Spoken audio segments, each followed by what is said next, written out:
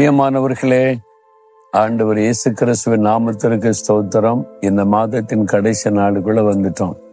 இப்பதான் 1ஆம் தேதி வந்த மாதிரி இருந்துட்டு கடைசி நாள் வந்துட்டோம்ல. ஆனா ஒவ்வொரு நாளும் அவருடைய கிருபை நம்மை தாங்கி நடத்தினதற்காக ஆண்டவருக்கு நன்றி சொல்லணும். இந்த கடைசி நாள்ல ஒரு வார்த்தையை நம்ம நினைவு கூற வேண்டியது அவசியம். அதுதான் ஏசாயா 58 அதிகாரம் 11ஆம் வசனம்.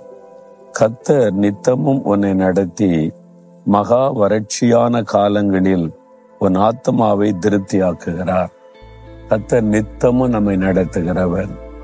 வாரத்துல ஒரு நாள் மாத்திரம் அல்ல, அல்லது மாதத்துல ஒரு நாள், ஒரு விசேஷ நாள், பண்டிகை நாள் மாத்திரம் அல்ல. நித்தமும் உன்னை நடத்துகிற தேவன் அனுதினமும் நம்மை நடத்துவார். ஒவ்வொரு நாளும் ஒவ்வொரு காரியத்திலும் நம்மை நடத்துகிற ஒரு தேவன், நம்முடைய ஆத்மாவை திருப்தி ஆக்குகிற தேவன். அதை சாப்பிட்டீங்களா? சாப்பிட்டேன். திருப்தியா சாப்பிட்டீங்களா?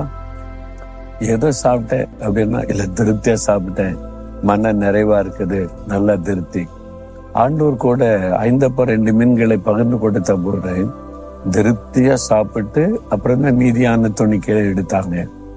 அப்ப ஆண்டவர் எப்பவுமே நம்ம திருப்தியாய் ஆசீர்வதிக்க விரும்புகிறார். இந்த மாதத்துல எல்லா நாளும் நீங்க திருப்தியா சந்தோஷமா இருந்தீங்களா? கர்த்தர் திருப்தியா ஆசீர்வதித்திருக்கிறாரா? உங்க குடும்பத்தை, உங்க வேலையில, பிசினஸ்ல, பிள்ளைகள் காரியத்துல, ஊழியத்துல ஒரு திருப்தியான ஆசீர்வாதம் இருக்குதா? நித்தமும் நடத்தி திருப்தியா ஆசீர்வதிக்கிற தேவன் அவர். பாருங்க, ஆண்டவர் இயேசு கிறிஸ்து நித்தமும் நடத்துறதுனாலதான் நம்ம உயிரோடு கூட இருக்கிறோம். இந்த இடத்தை பாக்குறீங்களா? தேவனுடைய கூடார இலைகளை தான் தொடர்ந்து பாக்குறீங்க. கொரோனா காலத்துல உலகமே முடக்கப்பட்டு இருந்தது. அந்த காலத்திலையும் தினமும் ஆராதனை நடைபெற்றது, தினமும் இங்க ஜெபம் நடைபெற்றது. எல்லா ஞாயிற்றுக்கிழமை ஆராதனை நடைபெற்றது, தினமும் ஜெபம் நடைபெற்றது. ஒரு நாள் கூட நிறுத்தப்படவே இல்லை.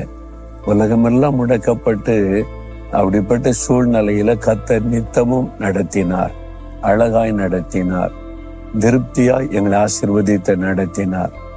அப்படிதான் ஆண்டவர் உங்களையும் ஆசீர்வதிக்க விரும்புகிறார். நீங்க சொல்லணும், நித்தமும் என்னை நடத்துங்க. நீங்க விரும்பணும், நீங்க விரும்பி ஆண்டவரை தினமும் நீங்க தான் என்னை நடத்தணும். நான் எல்லா நாடும் எல்லா நேரமும் உங்களுடைய நடத்துதலுக்காக என்னை ஒப்பு கொடுக்கிறேன்னு சொல்லணும்.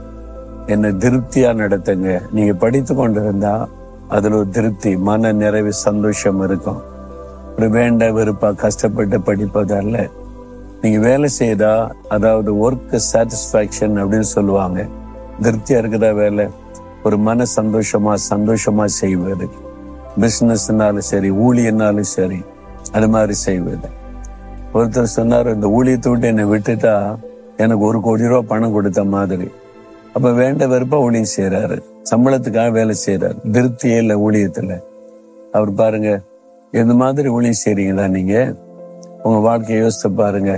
ஒரு திருப்தி, மன ரம்மியம், சந்தோஷம் அதோடு இருக்குன்னு தான் கர்த்தர் விரும்புகிறார். அதுக்கு தினந்தோறும் அவர் வழி நடத்தி நீங்க இடம் கொடுக்கணும். அப்ப உங்களுக்கு அந்த திருப்தியும் சந்தோஷமும் இருக்கும். இப்ப சொல்லுங்க, நீங்க ஏன் அறகுறை மனதோடு இருக்கிறீங்க? ஏன் வருத்தத்தோடு இருக்கிறீங்க? ஏன் திருப்தி இல்லாம இருக்கிறீங்க? உங்களை ஆண்டவருடைய கரத்துல முழுமையா ஒப்பு கொடுத்தீங்கன்னா ஒரு திருப்தியும் மன சந்தோஷம் உள்ளத்துல வந்துடும். நீங்க என்ன காரியம் செய்து கொண்டு இருக்கிறீங்களோ, எனக்கு அதுல சந்தோஷமே இல்லை, திருப்தியே இல்லைன்னு சொல்ல மாட்டீங்க. இயேசு என் கூட இருக்கிறாரு, நடத்துகிறாரு, அதனால நான் சந்தோஷமா இருக்கிறேன், மகிழ்ச்சியா இருக்கிறேன்னு சொல்லும்படி கர்த்தர் உங்களை ஆசீர்வதிப்பார். ஒப்பு கொடுக்குறீங்களா? ஆண்டவரே, நித்தமும் நீங்க என்ன நடத்துங்க, உங்களுடைய சித்தத்தின்படி நடத்துங்க. நீங்க என்ன எப்பவுமே சந்தோஷமா நடத்துவீங்க, அதுக்கு என்ன ஒப்பு கொடுக்குறேன்னு சொல்லுங்க. இப்பவே ஒரு சந்தோஷ உள்ளத்தை அப்படியே நிரப்பும் பாருங்க, மன மகிழ்ச்சி வந்து விடும். ஆண்டவரே, நித்தமும் என்னை நீர் நடத்தும்படி உம்முடைய கரத்தில் என்னை ஒப்பு கொடுக்கிறேன். எங்களை திருப்தியாய் நீர் ஆசீர்வதித்து மகிழ பண்ணுகிற தேவன், நீங்க நடத்துங்க.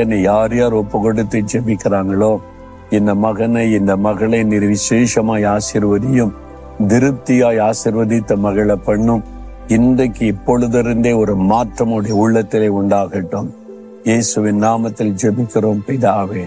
ஆமேன், ஆமேன்.